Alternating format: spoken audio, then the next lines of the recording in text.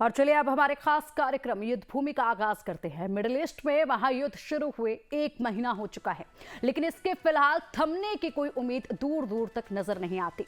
दिन ब दिन दोनों तरफ से हमले तेज होने के साथ साथ खतरनाक भी होते जा रहे हैं। अब दुश्मन के इंफ्रास्ट्रक्चर के साथ उसके न्यूक्लियर ठिकानों को भी निशाना बनाया जा रहा है।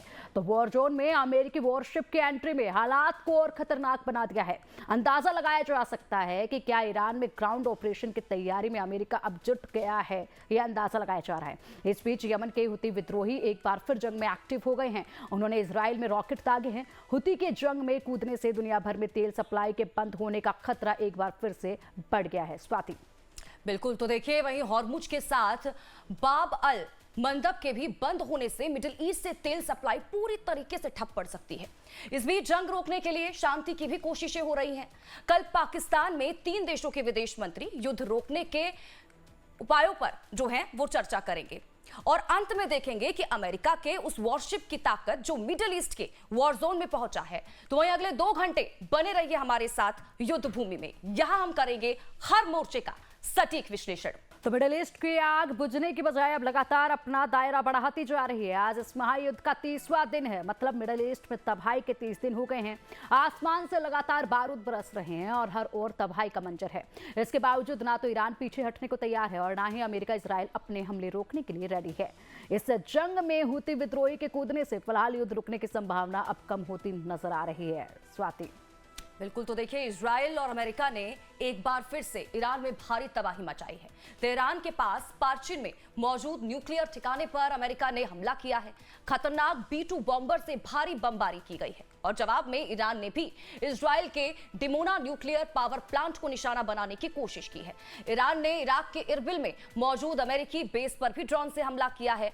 उसने कुवैत और बहरीन को भी निशाना बनाते हुए हमले किए हैं और इस जंग की वजह से तेल सप्लाई पर बड़ा असर पड़ता दिख रहा है। कच्चे तेल की कीमतें तेजी से बढ़ रही हैं, जिससे कि कई देशों की अर्थव्यवस्था पर दबाव पड़ रहा है। हालांकि भारत में हालात नियंत्रण में है। पीएम मोदी ने लोगों से अफवाहों पर ध्यान नहीं देने की अपील की है। वहीं यमन के हुती विद्रोहियों के युद्ध में कूदने से अब बाब अल मंदेब से गुजरने वाले शिप रूट के भी बंद होने का खतरा मंडराने लगा है। इन सबके बीच अमेरिका का वॉरशिप त्रिपोली भी इलाके में पहुंच गया है। इसके बाद सबसे बड़ा सवाल यही खड़ा हो रहा है कि क्या अमेरिका अब ग्राउंड ऑपरेशन शुरू करने वाला है और क्या इस महायुद्ध की आग और भी ज्यादा अब भड़केगी। तो 30 दिन हो चुके हैं और 30वें दिन में क्या कुछ बड़े अपडेट हैं, मेरी सहयोगी स्वाति अब आपको बताइए। स्वाति, 30 दिन हो चुके हैं इस युद्ध को, क्या बड़े अपडेट्स आज के लिए? बिल्कुल पिंकी, आज इस युद्ध के 30 दिन हो चुके हैं और आज के अब बड़े अपडेट्स अपने दर्शकों तक हम आप पहुंचाते हैं। तो देखिए, सबसे पहले तो आपको बताते हैं कि देखिए, ईरान के पार्चिन न्यूक्लियर ठिकाने पर हमला किया गया है। ये हमले नहीं रुक रहे हैं, 30वां दिन हो चुका है। इसके अलावा देखिए, तेहरान के पास B-2 बॉम्बर से यूएस की बमबारी हुई है। तो वहीं आपको बता दें कि ईरान के हफ्तेगल में जल स्रोत पर IDF का हमला हुआ है और ये हमले लगातार किए जा रहे हैं। इराक को लगातार टारगेट किया जा रहा है। इजराइल के डिमोना पर ईरान का हमला हुआ है। एक तरफ इजराइल हमला कर रहा है तो वहीं ईरान भी, हम लगातार बता रहे हैं कि किस तरह से हमले कर रहा है। इराक में अमेरिकी दूतावास पर ड्रोन से हमला किया गया है क्योंकि ईरान भी लगातार खाड़ी देशों को निशाना बना रहा है। नॉर्थ इराक पर ईरान का ड्रोन से हमला हुआ है और आप समझिए इन हमलों से उस क्षेत्र में कितनी तबाही देखने को मिल रही है, वो भी हर तस्वीर हम आप तक पहुंचा रहे हैं। इसके अलावा देखिए, कुवैत एयरपोर्ट पर 15 ड्रोन से ईरान का हमला हुआ है। एक के बाद एक ताबड़तोड़ हमले लगातार जारी हैं इस युद्ध में। यूनिवर्सिटी पर हमले का बदला लेंगे IRGC की तरफ से साफ कर दिया गया है। उनकी तरफ से साफ कर दिया गया है, हर एक खून का बदला खून से लिया जाएगा, ये ईरान कह रहा है। इसके अलावा देखिए, यमन से हुती विद्रोहियों का इजराइल पर भी अटैक हुआ है क्योंकि जो हुती हैं वो भी अब इस वॉर में खुलकर सामने आ चुके हैं। इजरायली हमले बंद होने तक ऑपरेशन ये जारी रहेगा, ये यमन की तरफ से साफ कर दिया गया है, हुतियों की तरफ से साफ कर दिया गया। इसके अलावा देखिए, मिडिल ईस्ट पहुंचा यूएस वॉरशिप त्रिपोली।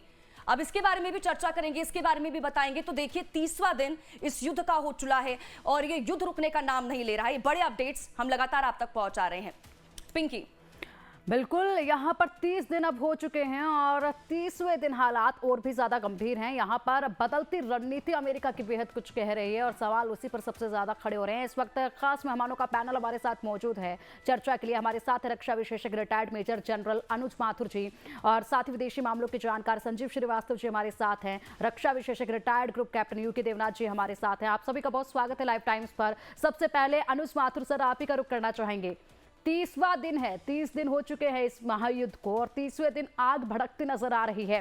ऐसे में 30 दिनों के अंदर डोनाल्ड ट्रंप के बदलते बयान, ईरान की वही शर्तें, ईरान की वही हुंकार जो पहले दिन थी और डोनाल्ड ट्रंप कभी शांति तो कभी चेतावनी, कभी धमकी देते नजर आए हैं। 30 दिन किस तरीके से आप एक्सप्लेन करेंगे इस 30 दिन के महायुद्ध को? जय हिंद स्वाति, जय हिंद पिंकी। देखिए, मैं आपको एक बात बिल्कुल साफ बताना चाहता हूं कि ये 30 दिन के बाद जो परिस्थिति है वो बिल्कुल क्लियर नजर आ रही है कि इसके युद्ध के समाधानों का कहीं कोई दूर दूर तक अता पता नजर नहीं आ रहा है। इसके संभावित जो जो एंड स्टेट्स हो सकती हैं उनमें से एक एंड स्टेट है कि शांति के प्रस्ताव की क्यों को माना जाए, लेकिन उस शांति के प्रस्ताव को कैसे मानेगा, कौन मानेगा? आपने 15 शर्तें रखी, उन 15 में से एक भी शर्त ईरान को मंजूर नहीं है। ईरान ने उसके बदले में 5 शर्तें रखी, उन 5 में से एक भी शर्त आपको मंजूर नहीं है। तो जहां तक सवाल शांति बहाली का है वो मुझे आने वाले कुछ 15-20 दिनों में नजर नहीं आ रहा। दूसरी बात यह है कि कोई किसी किस्म का फोर्स्ड सीज फायर यहां पर किया जा सके वो भी संभावना बहुत कम है, क्योंकि जिस प्रकार से आप बयान दे रहे हैं कि हम 48 घंटे का समय देते हैं, फिर 5 दिन, फिर 10 दिन, लेकिन उस 5 दिन 10 दिन 48 घंटे के बीच में ही आप लगातार तेहरान पे, इस्फहान पे, ईरान के हर कोने में आप बमबारी लगातार करते चले जा रहे हैं, आप विश्वविद्यालयों को टारगेट कर रहे हैं आप। तो मेरा यह मानना है कि कोई भी बात जिस प्रकार की जो युद्ध को रोकने जैसी की जा रही है, चाहे वो पाकिस्तान अमेरिका की तरफ से की जाए या ईरान की तरफ से की जाए, वो रियल अर्नेस्ट में वो बात कहीं ना कहीं नहीं हो रही है। उसकी एक और मोटी वजह मुझे जो नजर आ रही है वो ये है कि देखिए, जो ईरान में जिससे बातचीत पाकिस्तान या कोई भी करने का प्रयास कर रहा है या जिनके मैसेजेस अदली बदली हो रहे हैं, चाहे वो पेजेश्कियान हो या चाहे उनके विदेश मंत्री हो, लेकिन क्या उस पेजेश्कियान और उस विदेश मंत्री की बात आईआरजीसी के लोग जो कि एक्चुअल लड़ाई लड़ रहे हैं, जो कि एक्चुअल जवाब दे रहे हैं अमेरिका और इजराइल के हमलों का, क्या वो एक पेज पर हैं? नहीं, मुझे लगता।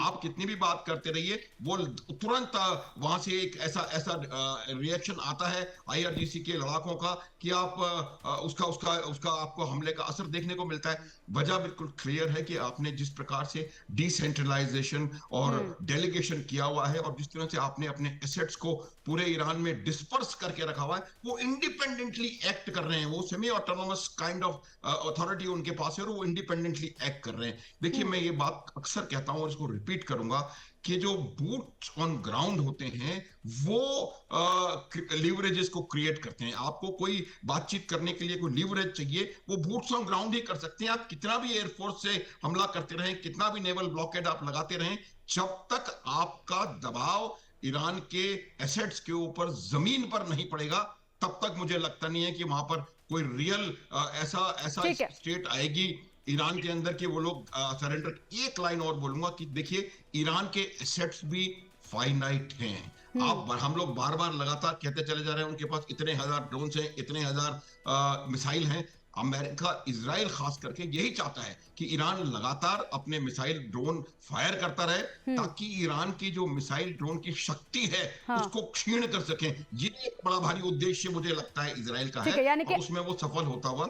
ठीक है, यानी कि आप इस तरीके से रणनीति जो है वो देख रहे हैं कि क्षमता जो है पहले यहाँ पर उनके मिसाइलों की, उसको खत्म कर दिया जाए। जिस तरीके से हम देखते भी अक्सर कि पहले पुरजोर तरीके से आगे वाला अटैक करे, जब उसकी क्षमता कम हो जाए तब हम ऐसा अटैक करें कि वो जंग जो है हम ही जीत जाए। इस तरीके की रणनीति आप देख पा रहे हैं। यूके देवनाथ सर, आपका रुख करना चाहूंगी। फिलहाल अगर बात की जाए तो एक तो ये रणनीति जो अनुज माथुर जी बता रहे थे, इस पर भी बात कीजिएगा और साथ ही हम अक्सर फुट ऑन ग्राउंड की बात करते हैं।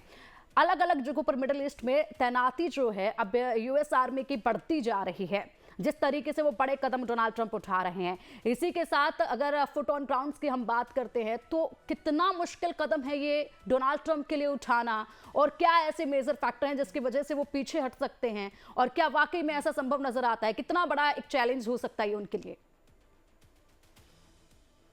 पिंकी, फुट ऑन ग्राउंड जो है ये चैलेंज बहुत बड़ा चैलेंज है, क्योंकि अमेरिका के पास जो कतार में, सऊदी में और ओमान में, कुवैत में ट्रुप्स हैं, उनको अगर ईरान की तरफ लॉन्च करना है तो बीच में पर्शियन गल्फ है, तो बहुत ही नॉन प्रैक्टिकल आइडिया है, इतना आसान नहीं है। अब उन्होंने यूएसएस त्रिपोली को भेजा हुआ है। त्रिपोली तो अभी भी अरब सागर में है, ओमान की खाड़ी में पहुंचेगा और उसी स्ट्रेट ऑफ हॉर्मुज से गुजरकर उसे पर्शियन गल्फ में जाना पड़ेगा। तो अमेरिकन एडमिरल्स की सबसे बड़ी टेंशन तो ये है कि स्ट्रेट ऑफ हॉर्मुज में तो शायद अभी ईरान का ही दबदबा है, तो ट्रिपोली को किस तरह से अरब सागर से पर्शियन गल्फ में ले जाएं। अब बात चल रही है, समझिए खड़ग आइलैंड पर हमला करना है। इस ट्रिपोली पे 3,500 मेरीन कमांडो हैं। अब इनको मेरीन कमांडोज को अगर लेके जाना है तो एम्फीबियस असॉल्ट शिप चाहिए। एम्फीबियस असॉल्ट शिप खास तरह की शिप होती है जिनका बॉटम शॉलो होता है, वो रेत के ऊपर समुद्र से चलते चलते रेत तक चली जाती हैं और फिर दरवाजा खोल देती हैं, जिससे कि ट्रुप्स और टैंक्स निकलकर आईआरजीसी के जो डिफेंडर्स हैं खड़ग आइलैंड पर, उन पर हमला करेंगे। तो उसके लिए वो पर्शियन गल्फ तक जाएंगी कैसे? तो चैलेंजेस बहुत ज्यादा हैं। चैलेंजेस तो ऐसे भी हैं कि अमेरिका बार बार बयान दे रहा कि 82nd एयरबोर्न डिवीजन से उन्होंने 2000 पैराट्रूपर्स को भेज दिया है। C-17 उड़ के जा रहे हैं, C-130 उड़ के जा रहे हैं, लेकिन इतना आसान नहीं है। देखो होता क्या है, बतौर, क्योंकि मैं ऐसे जॉइंट एक्सरसाइज में बतौर अंपायर ग्राउंड पे खड़ा था, होता ये है कि जब भी आपको एयरबोर्न ट्रुप्स को उतारना होता है तो जहां दुश्मन की ग्राउंड ट्रुप्स का जमावड़ा है, आपको वहां से उनको थोड़ा दूर उतारना पड़ता है, 5, 10, 20 किलोमीटर दूर, क्योंकि जहां पर दुश्मन के ग्राउंड ट्रुप्स हैं वहीं पर उतार देंगे तो जैसे जैसे पैराशूट से ये पैरा ट्रूपर्स नीचे आ रहे हैं, वो तो सीधा जैसे मुर्गी खाने में कत्ल होता है ना, वैसे हो जाएगा, क्योंकि ग्राउंड ट्रूप्स तो ऊपर अपनी मशीन गन का रुख करके सबको शूट डाउन कर देंगे। पैराशूट से जब गिराया जाता है तो जमीन पर गिरने में 3 मिनट, 2 मिनट, 1 मिनट का समय लगता है। पैराट्रूपर एकदम हेल्पलेस है, वो पैराशूट से लटक रहा है, वो जबकि नीचे जो जमीन पे जो दुश्मन के ट्रुप्स हैं, इस केस में आईआरजीसी के ट्रुप्स हैं, वो जमीन पर हैं, उनके हाथ में heavy machine gun, medium machine gun या anti aircraft 23 millimetre calibre, 30 millimetre calibre है, वो बस उसका रुख ऊपर करके फायर करेंगे। तो इतना आसान नहीं है जमीन पर ट्रुप्स को भेजना। जी पिंकी, ठीक है, बिल्कुल, ये बिल्कुल आसान नहीं है जमीन पर ट्रुप्स को भेजना, और ऐसे में अगर ये आसान होता तो मुझे लगता है कि डोनाल्ड ट्रंप ये कदम अभी तक उठा भी चुके होते। माथुर सर, आप कुछ कहना चाह रहे हैं? बताना चाह रहा हूं, मैं एक भारत की एम्फीबियस फोर्स का चीफ ऑपरेशन ऑफिसर रह चुका हूं 2.5 साल के लिए। मुझे पता है किस प्रकार से एम्फीबियस ऑपरेशंस किए जाते हैं। ये जो एम्फीबियस ऑपरेशंस होंगे वो आइसोलेशन में नहीं होंगे, ये एक कॉम्बिनेशन होगा 82 जो एयरबोर्न डिवीजन है उसका और एम्फीबियस ऑपरेशंस का। आप किसी भी तरीके से अपने एम्फीबियस क्राफ्ट्स को, एक तो त्रिपोली है और 2 और एम्फीबियस शिप्स वहां पर आए हैं जो कि तेजी से गल्फ की तरफ बढ़ रहे हैं, वो किसी भी तरीके से खड़ग नहीं पहुंच सकते, ये इतनी अंदर उसके अंदर नहीं पहुंच सकते। तो इन एम्फीबियस ट्रूप्स का जो इस्तेमाल होगा, वो जो स्ट्रेट ऑफ हॉर्मुज का जो माउथ है, वहां पर जो आइलैंड्स हैं जो कि इसको डोमिनेट करते हैं, वो और जो दक्षिणी शोर कुछ है, बहुत मुश्किल है। ये मैं नहीं कह रहा कि ऐसा हो सकता है या कर पाएंगे या करेंगे, बहुत मुश्किल ऑपरेशन होता है, लेकिन इनका काम यहां होगा। और इसी के साथ साथ वो एयरबोर्न डिवीजन को खड़ग आइलैंड में या किसी ऐसे सेंसिटिव जगह पर उतारेंगे जिसमें कि ईरान को बहुत ज्यादा तकलीफ हो सके। लेकिन एक बात मैं आपको बताऊंगा, हम 30 दिन से खड़ग कर रहे हैं, अब तक तो ईरान ने उस खड़ग आइलैंड को एक ऐसे अभेद्य किले में परिवर्तित कर दिया होगा जिसको के तोड़ पाना बहुत बहुत बहुत मुश्किल होगा। और जो देवनाथ सर कह रहे हैं, बहुत ज्यादा इसमें कैजुअलिटीज होंगी। किया जा सकता है, करने का तरीका ये रहेगा, लेकिन होगा या नहीं होगा ये बहुत ज्यादा मुश्किल काम है। बिल्कुल, भले ही ये अभेद किले में तब्दील कर दिया गया हो यहाँ पर खर्ग आइलैंड को, लेकिन उसके बाद भी कहीं ना कहीं डोनाल्ड ट्रंप जो हैं इस वक्त रणनीति बनाते तो नजर आ रहे हैं। जिस तरीके से सक्रियता लगातार उनके जवानों की बढ़ती जा रही है। संजीव सर, आपसे जानना चाहेंगे, यहाँ पर अनुज माथुर जी को भी आपने सुना, यूके देवनाथ जी को भी आपने सुना, दोनों अपनी तरीके से रणनीति बता रहे हैं। 30वां दिन है, आप किस तरीके से देख रहे हैं? क्या रणनीति दोनों तरफ से आपको समझ आ रही है? देखिए, अभी जो यूनाइटेड स्टेट्स ऑफ अमेरिका और इजराइल अपना जो एक मैसिव कैंपेन है वो तो लगातार उन्होंने जारी करके रखा ही हुआ है। और साथ ही साथ अब जो फोकस है वो खार्ग आइलैंड पे और स्टेट ऑफ हॉर्मुज पे ज्यादा बड़े तौर पे होने जा रहा है, ये बात भी दिखाई देती है। जो एम्फीबियस असॉल्ट शिप्स वहां पर पहुंच रही हैं, यूएस के जो मरीन्स हैं वो लगभग 3500 की जो पूरी संख्या है, जिसमें कि 2500 मरीन्स हैं, कुछ एडिशनल जो 1000 के सेलर्स हैं, और वो जाहिर है कि एक स्पेशल मिलिट्री ऑपरेशन की यूनाइटेड स्टेट्स ऑफ अमेरिका तैयारियों में संलग्न है, ये दिखता है। और ये जो बैटल है, ये जो खार्ग आइलैंड को लेकर के और स्टेट ऑफ हॉर्मुज के ओपन करने को लेकर के वो इंटेंस हो सकती है।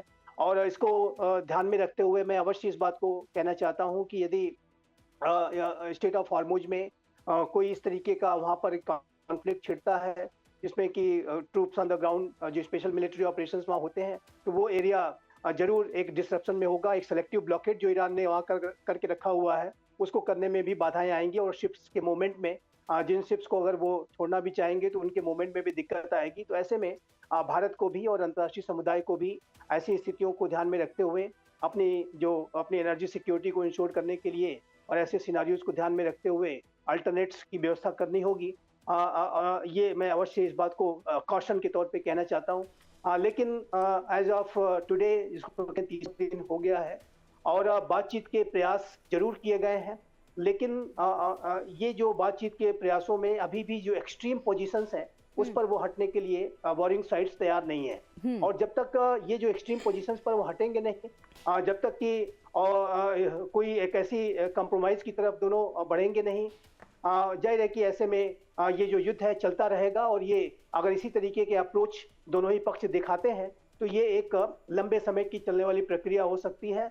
और लेकिन इतना कहने के बाद मैं अवश्य इस बात को कहना चाहता हूँ कि ईरान की जो इस्लामिक रिजीम है उसके लिए ये नितांत आवश्यक है कि वो आज उनके पास जरूर एक अवसर है कि वो अपने अप्रोचेस में बदलाव लाते हुए नेगोशिएटिंग टेबल पर आए, बातचीत करें, और अमेरिका को भी लोगों के हितों को ध्यान में रखते हुए और पूरे ईरान के लोगों के हितों को ध्यान में रखते हुए, जिसकी कि अमेरिका बड़ी दुहाइयां देता है कि हम लोगों की मदद करना चाहते हैं इत्यादि इत्यादि। तो ऐसे में अमेरिका और इजराइल को भी चाहिए कि वो नेगोशिएटिंग टेबल की तरफ बढ़े, और यही पूरे विश्व के लिए अच्छा होगा। एक अन्य बात जो बहुत ही महत्वपूर्ण है पिंकी जी, मैं कहना चाहूंगा कि देखिए विश्व समुदाय है, संजीव सर माफी के साथ आपको यहाँ पे रोकना चाहूंगी, हम यहीं से ही आगे बातचीत की शुरुआत करेंगे, लेकिन एक बड़ी खबर, इस वॉर से जुड़ा बड़ा अपडेट अपने दर्शकों तक पहुंचाते। देखिए, महायुद्ध में आईडीएफ का बड़ा दावा है, इजराइल ने तेहरान में हमला किया है, वायुसेना के जेट विमानों से हमला किया गया है, हथियार भंडारण, निगरानी चौकियों को इस दौरान निशाना बनाया गया है। बड़ी खबर, बिल्कुल बड़ी खबर आ रही है। ये इस वक्त की युद्ध भूमि से वायुसेना के जेट विमानों से बड़ा हमला किया गया है, हथियार भंडारण को टारगेट किया गया है। संजीव जी, अपनी बात पूरी कीजिएगा। जी, मैं ये जो बात जो बेहद महत्वपूर्ण है कहना चाहता था कि अंतर्राष्ट्रीय समुदाय इस युद्ध का एस्केलेशन नहीं देखना चाहता, और यहाँ तक कि जो विश्व समुदाय है वो इसका रीजनल एस्केलेशन भी नहीं देखना चाहता। आप देखिए तो वेस्ट एशिया के जो राष्ट्र हैं उन्होंने जिस तरीके का संयम दिखाया है, सारे प्रोवोकेशंस के बावजूद भी, सारे हमलों के बावजूद भी, वो वेस्ट एशिया के राष्ट्र अभी तक वो कम्बैट मिशन में नहीं गए हैं। तो इससे स्पष्ट है कि वो नहीं चाहते कि इस युद्ध का कोई रीजनल एस्केलेशन हो, कोई रीजनल वॉर में बदले। और वहीं आप देखिए तो यूनाइटेड स्टेट्स ऑफ अमेरिका की जो क्लोजेस्ट एलाइज हैं, नेटो के जो एलाइज हैं, वो भी अमेरिका के राष्ट्रपति के लाख कहने के बावजूद भी वो उन्होंने कोई कदम उसने नहीं बढ़ाए, क्योंकि वो भी नहीं चाहते कि ये जो कॉन्फ्लिक्ट है ये ग्लोबल कॉन्फ्लिक्ट में बदल जाए। और उसी तरीके का जो अप्रोच है हमारा अपना राष्ट्र भी दिखाता है। और हमारे प्रधानमंत्री श्री नरेंद्र मोदी के वो शब्द मैं अवश्य यहाँ पर उद्धृत करना चाहूंगा, उसका रेफरेंस देना चाहूंगा कि जब उन्होंने कहा था कि ये युद्ध का युग नहीं है, इस युग को युद्ध का युग बनाने की कोशिशें बहुत चल रही है। ये बात स्पष्ट है कि युद्ध दो चल रहे हैं, लेकिन अंतर्राष्ट्रीय समुदाय की अगर विश्व जनमत की अगर बात आप पूछें तो अंतर्राष्ट्रीय समुदाय इस युग को युद्ध का युग नहीं बनाना चाहता। ये बात बहुत स्पष्ट है और इस युग को विकास का युग बना करके रखा जाए, उस पर ही अंतर्राष्ट्रीय समुदाय फोकस हो करके रहना चाहता है। भारत भी उसी पर फोकस होकर रहना चाहता है।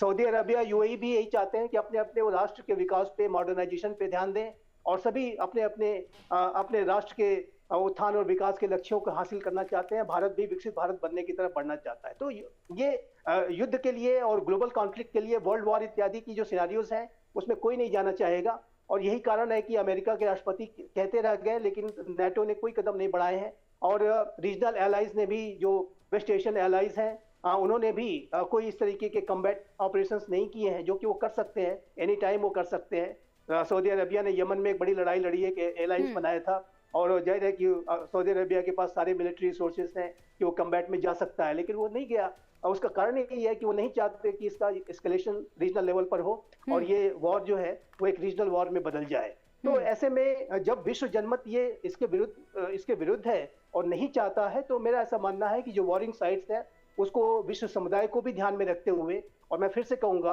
पीपल, जो लोगों के हितों को ध्यान में रखते हुए, चाहे वो ईरान के लोग हों या इजराइल के लोग हों या वेस्ट एशिया के लोग हों, सभी को ध्यान में रखते हुए नेगोशिएशंस में आना होगा। डायलॉग, डिप्लोमेसी और डीएस्केलेशन ही एकमात्र रास्ता है। एक अंत में एक बात और मैं कहने, प्लीज मुझे 1 मिनट का समय दीजिएगा। देखिए, यूनाइटेड नेशंस ऑर्गेनाइजेशन ऐसा लगता है कि कहीं उसका कोई अता पता नहीं है, कहीं कोई चर्चा नहीं हो रही है।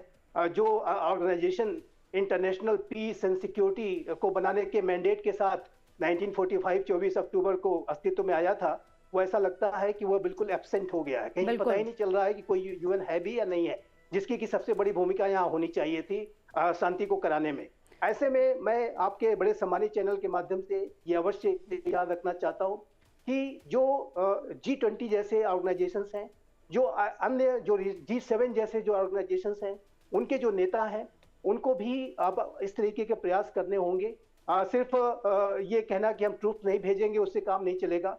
इस बात के भी एडवोकेसी करनी होगी, सामने आकर के सभी को मिल करके करनी होगी कि ये जो रुकना चाहिए, ये विश्व के हित में नहीं है। और ये अगर इस तरीके का effort, proactive efforts G20, G7 और अन्य भी जितने रीजनल और इंटरनेशनल ऑर्गेनाइजेशंस हैं वो मिल करके लेते हैं, तो इसका जरूर असर इन वॉरिंग साइट्स पर पड़ेगा और इन वॉरिंग साइट्स को, और जहां तक ईरानियन इस्लामिक रिजीम का प्रश्न है, मेरा ऐसा मानना है कि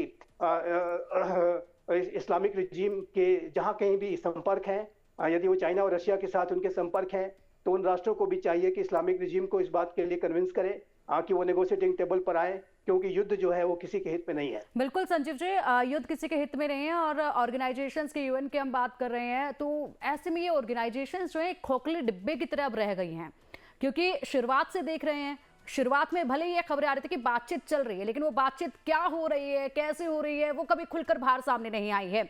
यहाँ पर युद्ध का युग नहीं बनना चाहिए, लेकिन जिन ताकतों को ये युद्ध का युग बनाना है वो इसमें कामयाब भी हो रही हैं। जो ऑर्गेनाइजेशंस यहाँ पर बनाई गई थी, अब वो केवल एक डमी के तौर पर ही नजर आ रही हैं, उनका अस्तित्व जो है वो कहीं पर भी अब नजर आ नहीं रहा है, वो सिर्फ बनाकर रख दी गई हैं। जैसे कि आप कह रहे हैं कि एब्सेंट है, बिल्कुल सही कह रहे हैं आप, और बातचीत का अभी तो कहीं पर भी कुछ भी नजर आता नहीं है, बातचीत रेंगती हुई ही नजर आ रही है। आप सभी बने रहिएगा हमारे साथ, रुकेंगे एक छोटे से ब्रेक के लिए। ब्रेक के बाद हम बात करेंगे बाब अल मंदेब की, यहाँ पर भी अब खतरा गहरा रहा है। और इस बीच एक और बड़ी जानकारी इस युद्ध से जुड़ी आप तक पहुंचाते हैं। बड़ा अपडेट, देखिए ईरान समर्थित हुतियों का बड़ा हमला हुआ है। यमन से इजराइल पर मिसाइलें दागी गई हैं।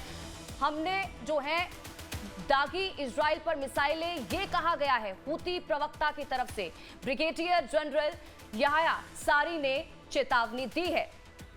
बिल्कुल, और एक के बाद एक बड़े अपडेट सामने आ रहे हैं। हमने इजराइल पर मिसाइलें दागी हैं, ये प्रवक्ता हुती ने कहा है, और इसी के साथ चेतावनी दे रहे हैं यहाँ की पूरी जिम्मेदारी वो ले रहे हैं जो नुकसान इन मिसाइलों से पहुंचाया गया है। और चलिए अब बात कर लेते हैं एक और बड़े खतरे को लेकर। स्ट्रेट ऑफ हॉर्मुज पर ईरान के नियंत्रण के बाद दुनिया को तेल गैस की आपूर्ति सुनिश्चित करने के लिए दुनिया जिस रास्ते यानी कि बाब अल मंदब पर फोकस कर रही थी। अब उस पर भी खतरा मंडराने लगा है। कुछ मीडिया रिपोर्ट के मुताबिक ईरान समर्थित हुती विद्रोहियों ने मिडिल ईस्ट में तेल और गैस के दूसरे सबसे प्रमुख कारोबारी रूट से गुजरने वाले शिप को उड़ा देने की धमकी दी है। बाब अल मंदेब का मिडिल ईस्ट में दूसरा सबसे संवेदनशील ऑयल चोक पॉइंट माना जाता है। ये इलाका उस यमन से सटा है जहां पर ईरान समर्थित और अमेरिका द्वारा घोषित आतंकवादी संगठन हुती ताकतवर और निर्णायक स्थिति में है। बाब अल मंदब स्ट्रेट यमन, अरब प्रायद्वीप और अफ्रीकी देशों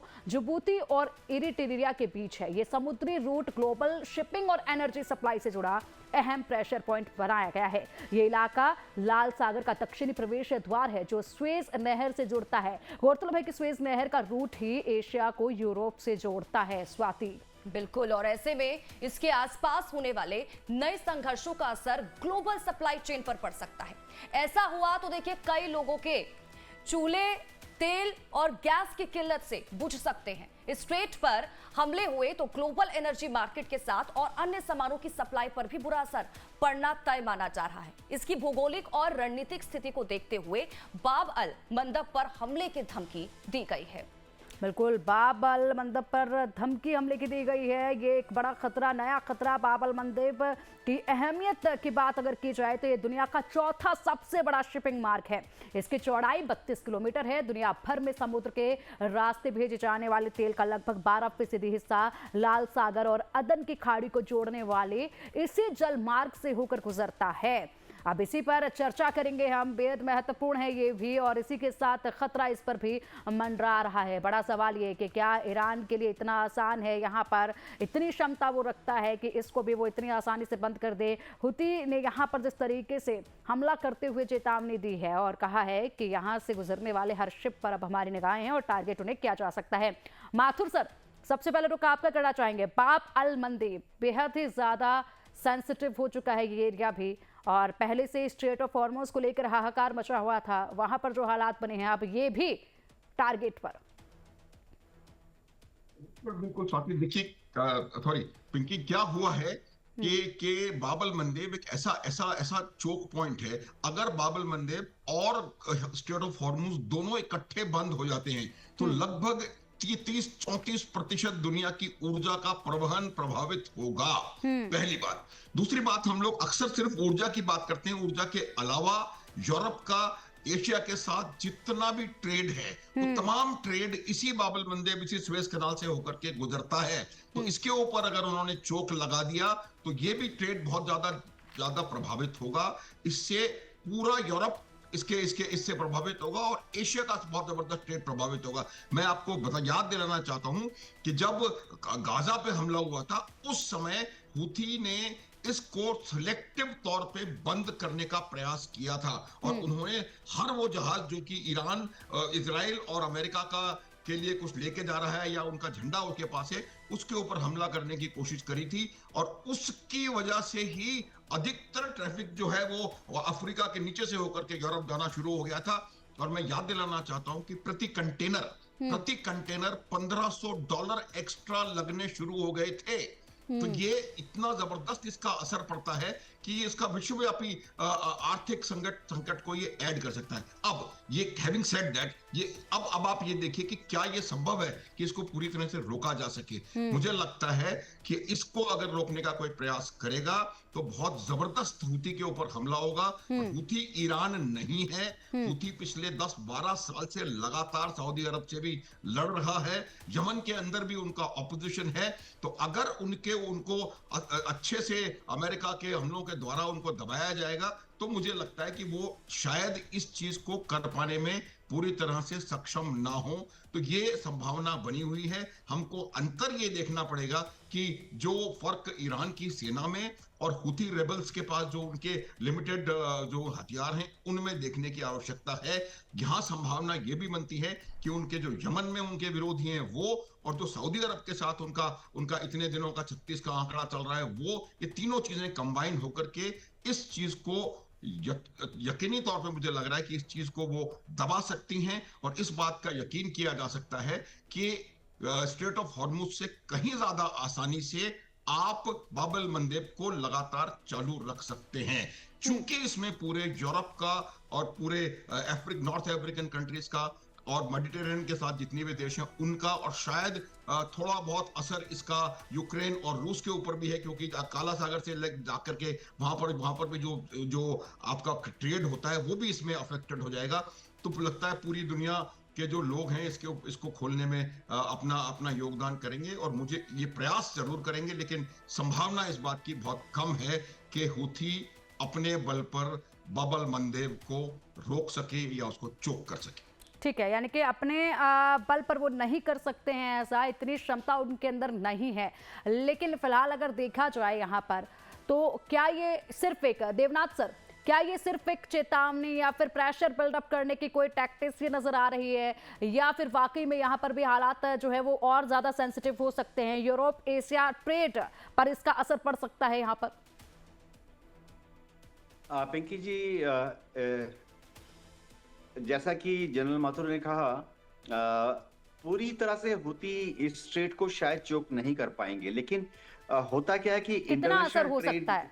खासतौर से जो शिपिंग है, हाँ, शिपिंग जो है बहुत ही सेंसिटिव मुद्दा है। कोई भी दुनिया का शिप ओनर नहीं चाहेगा कि उसका शिप खतरे में हो। तो पिछली बार भी जब हूती ने इजराइल पर हमला किया था, तो इजराइल ने काउंटर अटैक किया था हूती के ऊपर सना के आसपास। उनके जो कमांड पोस्ट हैं, बंकर्स हैं, लॉन्चर्स हैं। तो उस वक्त as a part of counter offensive Houthi ने बाब अल मंदेब में और लाल सागर में और हमले किए थे शिप्स पर। पिछले 2 साल में 30 शिप्स पर हमले किए गए हैं, ज्यादातर इजराइल और अमेरिकन शिप्स थे। इनमें से 2 शिप्स पर कुछ क्षति भी पहुंची थी।